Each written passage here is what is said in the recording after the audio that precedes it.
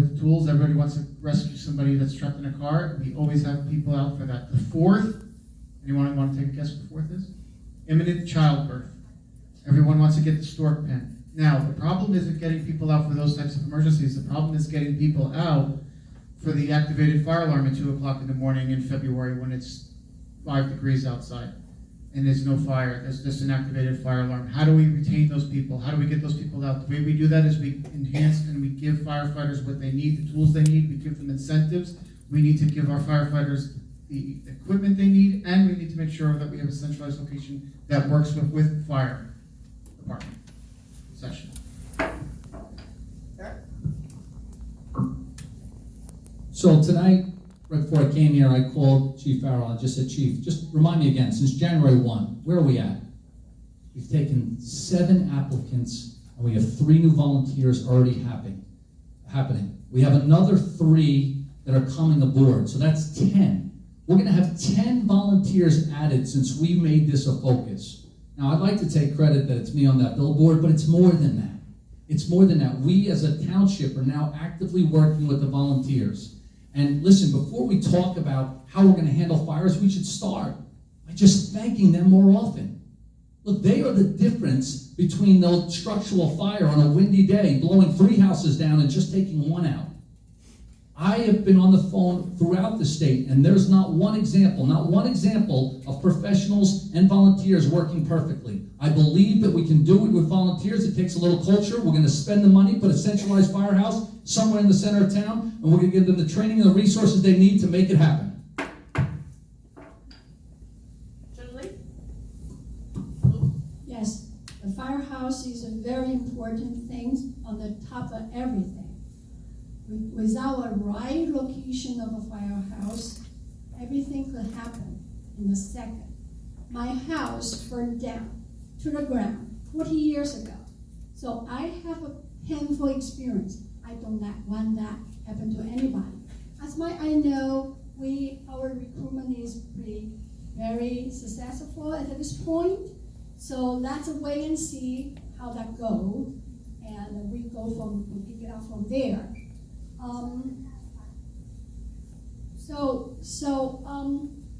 I will work with the township committee to get the best for our residents.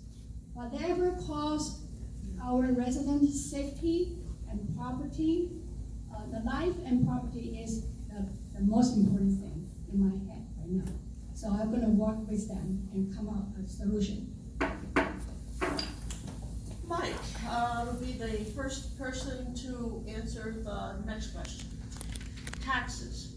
With the high property taxes that we all face and the limitation on SALT deductions, SALT, S-A-L-T, state and local taxes, how can we reduce the total budget of the town, including the Board of Education, in order to reduce our property taxes? And how do you feel about shared services with other towns? Jenny, is that question to everybody? No, it's the next question for check subjects. I know, but it's a question just for Mike.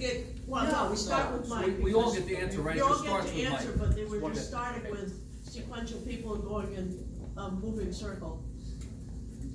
Okay, so as most of you know, you get your tax bill, 68 cents, I believe, 67% of your tax dollar goes to the schools. The rest of it goes to the municipal budget, and then the county, and then the state. Recently, the Board of Ed just announced a tax increase. I'm sure you all read about it in the news that we're going to see an increase of $263 a year. I believe that the pilot program should be used to offset that increase for full-day kindergarten. And in fact, I'd like to, in an effort to help taxpayers, I want to propose and suggest a resolution to the Township Committee to adopt and fund full-day kindergarten in our upcoming 2020 budget to try and alleviate any tax increase. The number one reason why people move to this town is for our school system. I believe that our children are our most precious and treasured resources, and we should help fund them. Eric. New Jersey is on a spiral. $165 billion in pension debt. we are completely mismanaged. So I'm very proud that Holmdel's the third year in a row will have a 0% tax increase. Now, you have to understand the way taxes work. 66% of your tax dollars do go into the school board. About 13.5 go to the county, and then we have an open space tax both for the municipality and for the county, and then there's a library tax. So at the end of the day, we're controlling 16% of your taxes.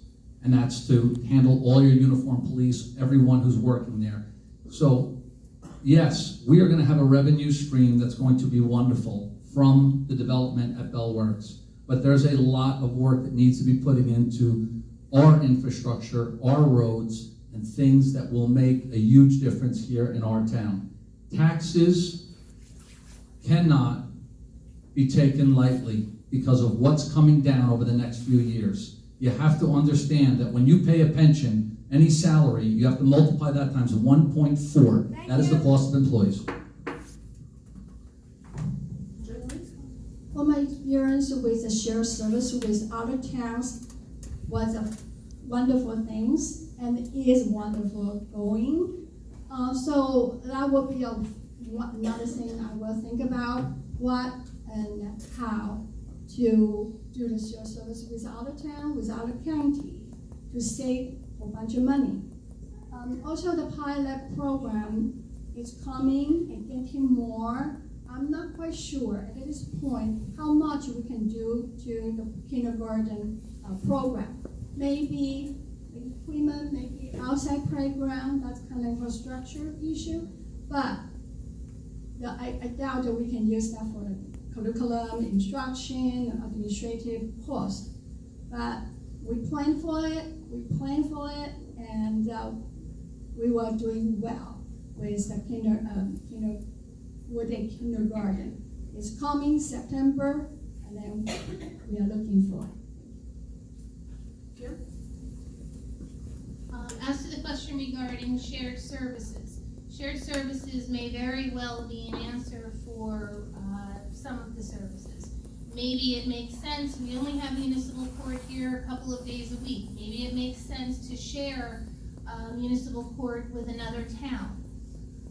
In regard to reducing taxes, I don't know that anyone ever reduces taxes.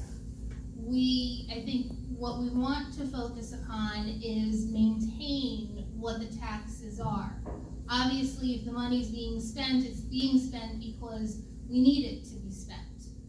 Maybe we can implement programs. Marlboro has Shop Marlboro. You shop at the local businesses and you get some credit against your property taxes. Maybe that's something, now that we have Bell Works and more businesses in town, we can do something, and that'll help all of us, and it will also encourage us to stay local.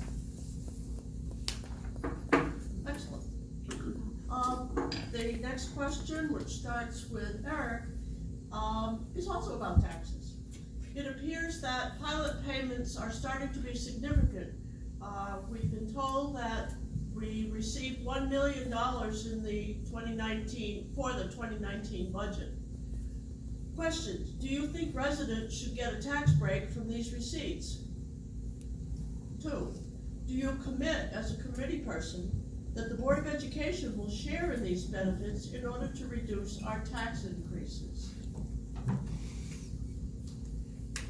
So when you look at the pilot, first thing I want to say is that it was an incredibly powerful force that really allowed Bell Works to exist. I want to be clear because there's been a lot of comments regarding the pilot. No pilot, no Bell Works. It is that cut and dry. Secondly, it is accredited to all of us. It is less tax money that puts burden on you, whether it be for the municipality or for the school board. But today, the way our form of government works, they're incredibly separate and unique in their own way. So as that money comes in, I do believe that there are a number of projects that, as opposed to borrowing, going out to bond, like we're gonna have to build a firehouse, that's $5, $6, $7 million. So as opposed to borrowing all that money, we use some of the pilot funds. We have spent on average $2 million to fix our roads. Perhaps we take $3 million or $4 million and do a bigger road improvement, and instead of borrowing, you utilize some of the pilot roads. So before we start giving tax breaks, we want to make sure that we're doing all the things we need to do. minutes very quick. 15 seconds is shorter. The pilot program is a wonderful thing to give us some extra money to handle it. I'm not quite sure, again, we can use that directly into the POE for education, instructional purpose or curriculum planning. But I do think we can use the pilot program money into the maintenance, building and ground, such as the parking lot paving works, such as all the facility, the sports facility, especially that big rocky field. Then we might could use that to do some maintenance situation. So I'm looking into the pilot program money, and hopefully we'll bring down some cost for the BOE.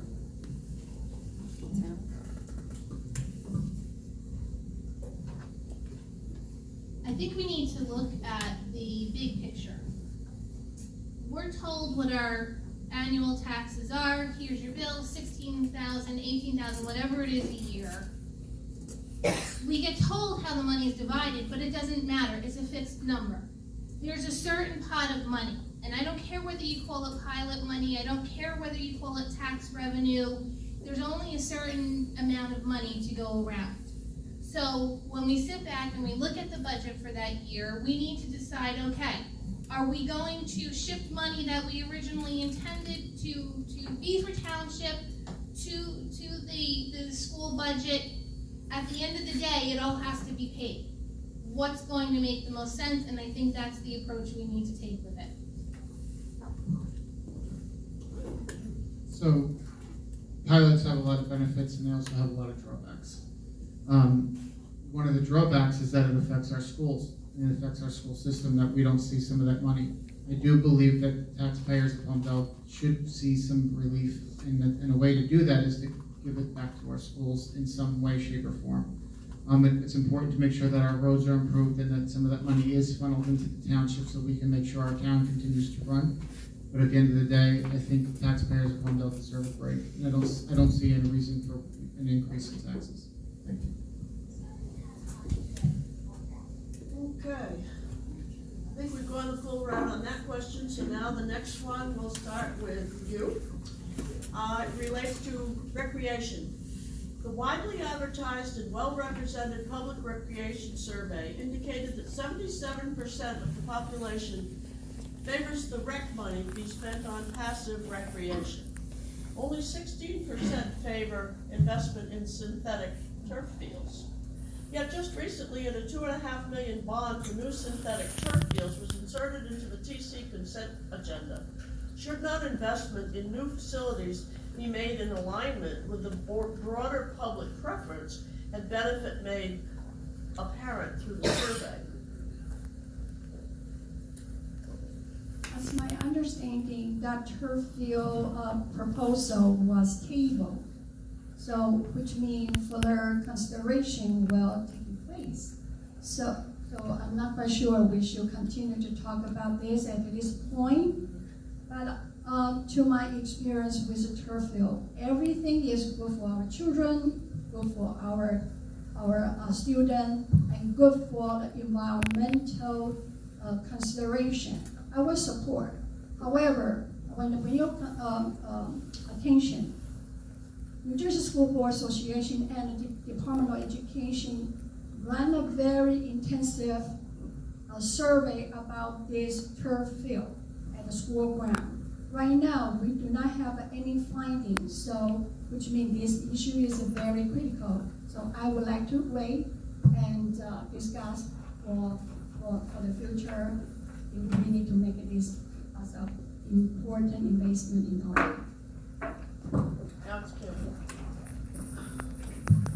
As a parent of 4 children who have enjoyed all sorts of sports through the years, I can confidently say that having a turf field helps. And we don't have enough fields here in Holmdel. Anything that encourages these kids to be involved in sports instead of their darn video games. Anything that encourages us to come together as a community is a positive. The benefit of having a turf field is that you can play in all sorts of inclement weather. I've heard a lot of discussion, as negative impact these turf fields or negative effects the turf may have. Well, I haven't seen anything that tells me it does have it creates any problem for the kids, any environmental issues. Why do colleges? Thank you.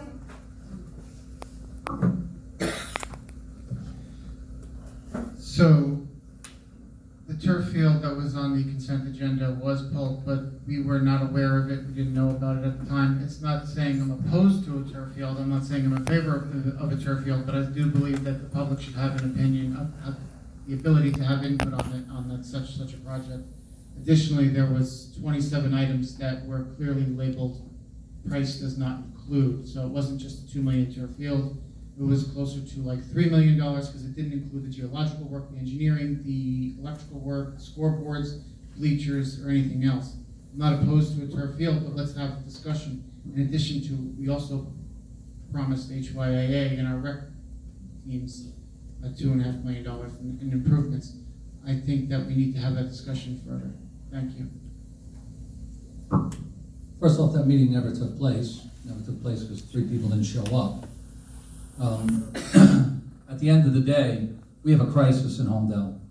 Kids are playing video games, obesity is an issue, and recently I've asked the chief for a report, which he told me 30 times in the last 4 years Narcan had been used to stop heroin. I can't think of a better way than to support our recreation and our athletic departments. Our sports have come a long way. Recreation's come a long way. We've got a long way to go. Turf fields give flexibility. It has rained more in the last few years than I can possibly imagine. Giving our kids a chance to socialize, give them the resources that other teams have, because we are way behind. It's an easy fix. Thank you. Let's see, everybody made it on that one, so now we'll move on to Palmer Avenue. You might be aware of the proposal for building a 60 apartment unit on Palmer Avenue. This is new. 2 years ago, a similar proposal was discussed at length at the Township Committee meeting. It is an established fact that often this area of Palmer Avenue gets flooded and becomes impassable. There are real-life instances where ambulances and emergency vehicles cannot cross the flooding and have to reroute. There is no change to that situation, putting Holmdel residents at risk. On top of that, these 60 units will be built right in the middle of this flooding, with no chance of allowing access to emergency services during flooding, which puts their lives at risk. What is your point of view on this situation, and what have you done, and or what will you do? And we start with Kim again. Anything that is going to be constructed goes through our professionals here in Holmdel. They've got to, certain requirements have to be met, safety measures taken, and I think this is a question that is probably left better up to our professionals. If the folks constructing the complex cannot do it according to all of our safety requirements, if they don't satisfy all the criteria of our zoning and planning boards, then the project doesn't happen. And I think with those parameters in place, on top of the professionals that these folks have to initially meet with, I believe that we're well protected. Mike? So the flooding on Palmer is nothing new, that's been going on for generations, but what I have done is spearheaded efforts to work with the Rutgers Resource Water team at Rutgers University to make sure that this problem is addressed and addressed properly. We have been working with our engineers, we've been working with also Middletown, we've been working with the Environmental Commission, has spearheaded numerous efforts to get this problem resolved. Now, as far as the affordable housing, the units being built on Palmer, I hope hope they never get built. I don't, I really do. But in the end of the day, there's still people and there's still residents that live on Palmer, and there's businesses that are affected by that flooding.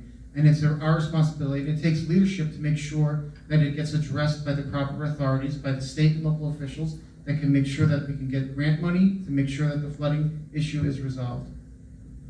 Thank you. Eric? The COA is a real challenge. The COA obligation that Holmdel got put us in, again, a unique situation. This is, one of the issues facing all of New Jersey. Fortunately, we worked very, very hard to come up with 3 properties, and Palmer happened to be one of them. As someone who sits on a planning board said, Kim said very, very well, they will still have to go through stringent meetings and go through all the things and to make sure that those houses will properly be able to be lived in. We certainly don't want people spending money, whether it's $60,000 or $600,000, and to suddenly be in a flood zone. So if our professionals deem that impossible, then that development will never take place. At the end of the day, I believe in the professionals that we hire, that they will protect the town of Holmdel the right way. Thank you.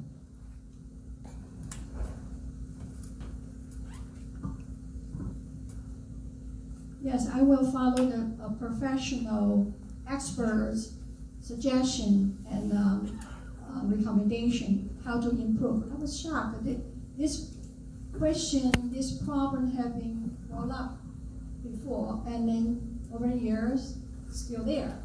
So I grew up in a flooding zone everywhere, country. So every time we kind of rain, we have that issue. So besides the professional, I think we need to look into why it caused this, why we cannot fix it. I think we talk a lot, but didn't move into action. So I think we really need our professional expert to tell us, the direction how to do it at once. Thank you. Okay, next question starts with Mike. Again, affordable housing. The recent Board of Ed budget calls for more than $1 million of tax increase. We are now facing another round of affordable housing with significant implications for additional education funding. Do you have any thoughts on how the affordable housing plan has been handled and how it should be handled? Thank you. I like that question. So I think it's important that we trust our professionals, but I also think it's equally important that we verify what they tell us. While going through the affordable housing process last year, I reached out to other counties and professionals in other towns up in Morris County that have similar demographics to Holmdel. I believe that we settled properly and it was done right. I don't see another town in Holmdel and another town in New Jersey that made out as well as we did with the affordable housing situation. It's critical to understand how well we took up. But you can't compare to what we did, what we accomplished. There was countless hours spent working behind the scenes trying to get this done so we can settle at the lowest possible number. We were able to get a number, no other town in New Jersey has the number we do with similar demographics. Thank you. I think that's very important because when we were originally given all the sites, we ended up redoing everything and reducing the amount of units by over 200. We did that by a few different ways. When you get a number from COA, there are ways to get bonuses if you include seniors, if you do rentals. So we utilized all our bonuses to minimize the total amount of units. So just to help educate someone, once they give you, COA gives you a number and they said you need to build 50 low-income housing, moderate-income housing. Well, no developer will do that. They'll say, well, we'll lose money or we'll break even. So they say, I want 50 units, I want 100 units. And we have to use our professionals to negotiate to minimize this. Look, the reality is our school system has been as high as 3,500 and change. Today we sit around 3,000. But if more houses come, that is an infrastructure problem we need to be aware of. And that's why we need constant collaboration with the Board of Ed. Thank you.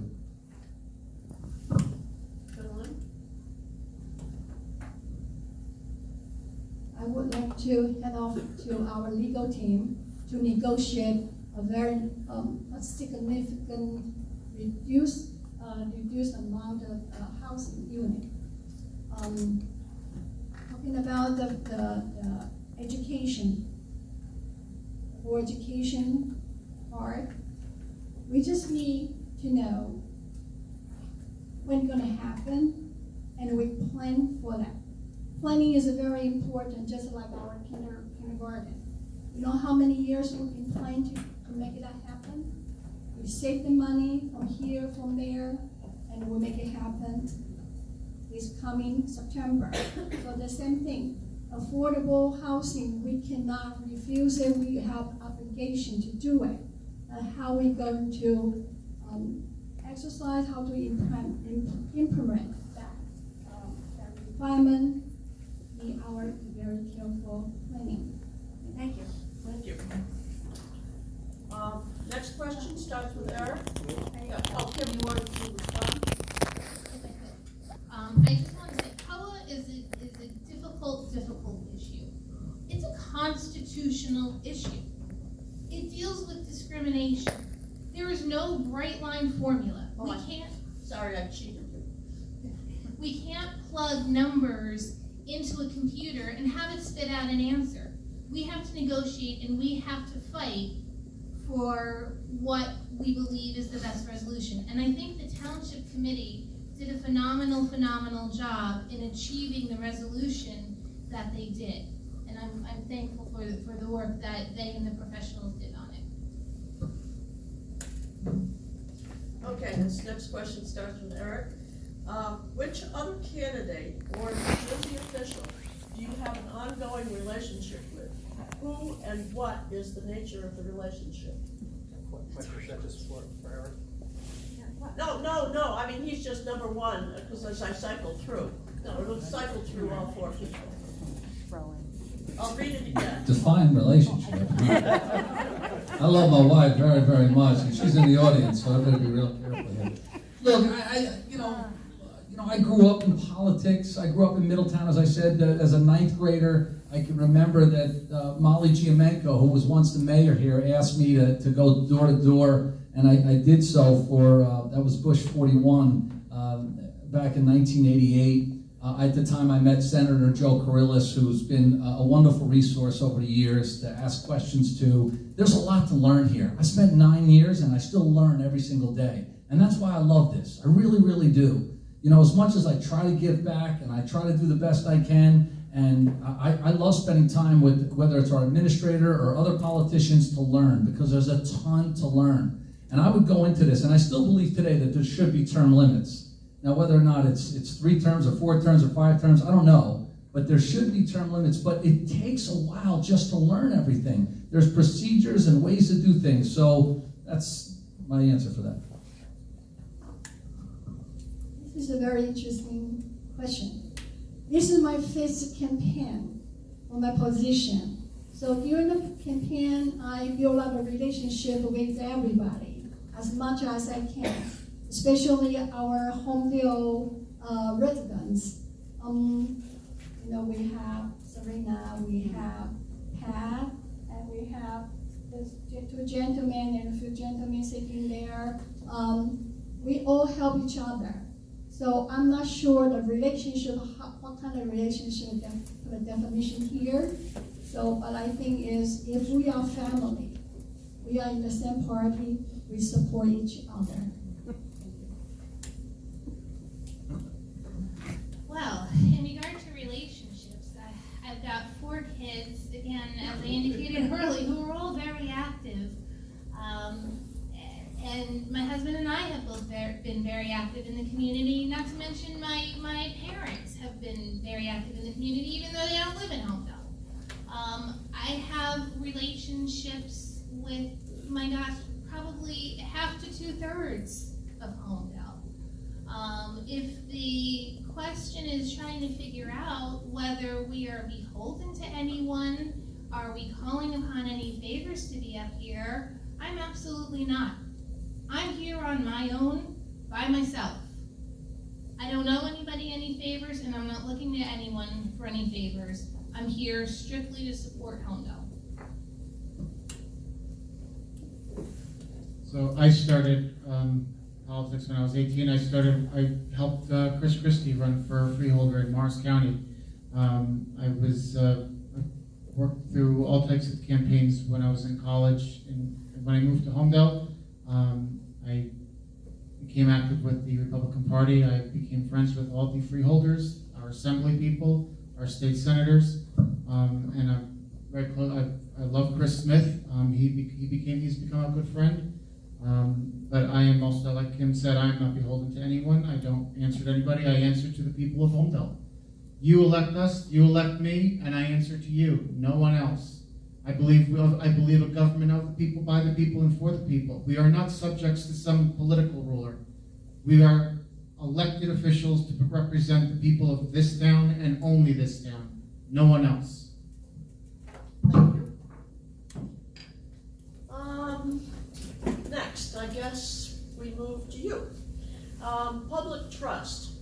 Holmdel Republicans have enjoyed a supermajority on the TC for over 6 years. During this period, residents have initiated lawsuits against the town, have formed ad hoc watchdog and opposition committees, and have been filing multiple OPRA, that's Open Public Record Act, OPRA requests for township records. This is evidence of an increasing trend of mistrust of the Holmdel TC specifically. What would you do to reverse this trend? And this would start with you. I think effective communication is the key. If at this point, if you ask a different person, you might get different answer. So I think it's township committee working very hard. If they don't give out the same message to the public, then public get confused. That's why the board education, we have been working this very hard. We want to have one message to get out, so people could hold it as they can trust us about the message we want to say, what kind of action we want to do. So that would be, I think, will reduce those kind of trust, the untrust to the minimum. Okay, Kim? I ask you folks, what do you want? What will help you feel more a part of the township committee? What will help you feel more of a part of the decision making? We have the meetings, people attend, participate in the meetings. What else is there that can happen? We need the answers from you. I think it's wonderful that everyone wants to be involved and part of the process, understanding that there are only so many hours in a day and so many days in a week. It can't become a 24-hour, 7-day-a-week job for basically volunteers on the township committee.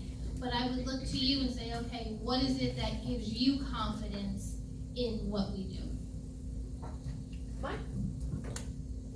So leadership matters, and one of the things we have as elected officials is a responsibility to make sure our government is run properly, openly, and transparently.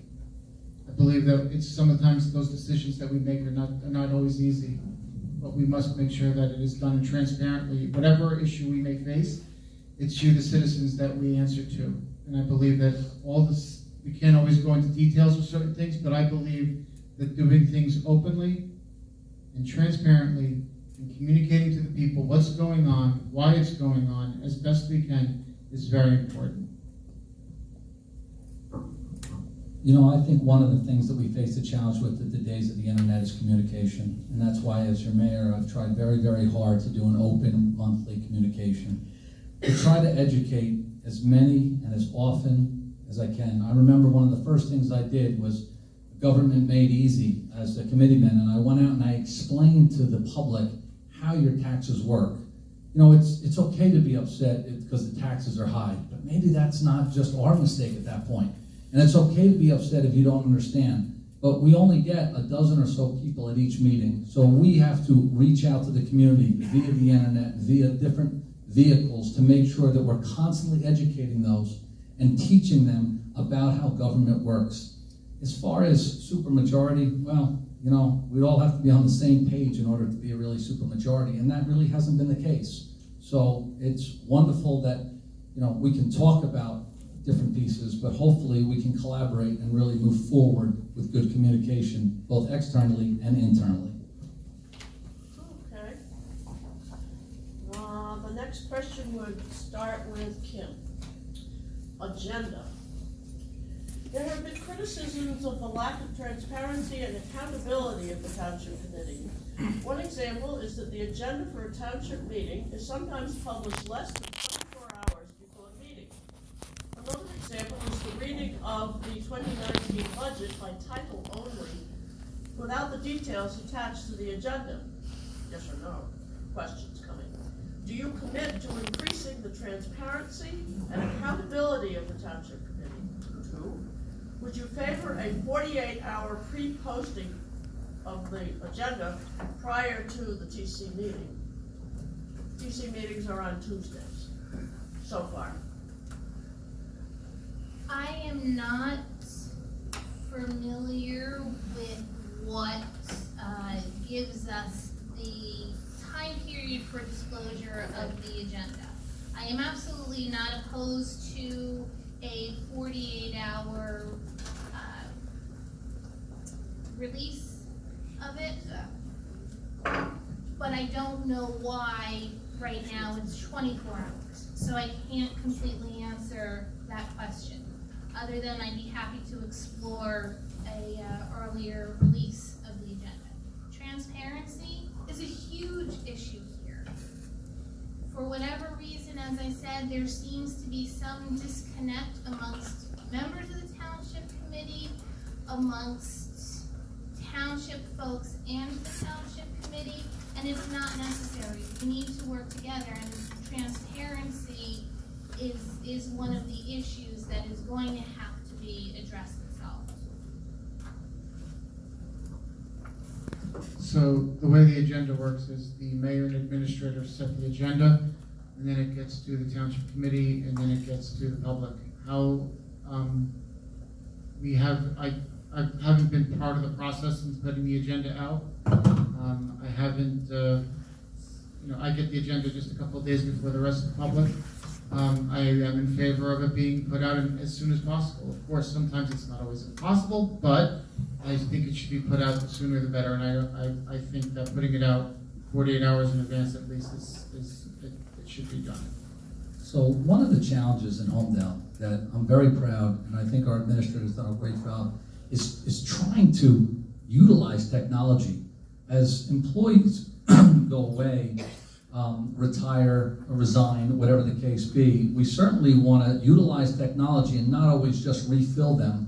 Well, recently with our new clerk, she's been helping upgrade how we deliver the agenda. So, I mean, it's so inefficient. For 8 years, I would have a police officer drive the agenda and put it in my mailbox, and I have a hard copy. If I was out on that weekend, I wouldn't even get the agenda till Sunday evening. So now, we're actually utilizing technology. We have an iPad up on the dais. So some of this is just utilizing your technology. It's not really a product of, I would love to have it there 72 as soon as you can. You can't really have it a week because things come up. But there's no reason why we shouldn't be able to have it in the format, easy to read for the entire public, 48 hours to 72 hours.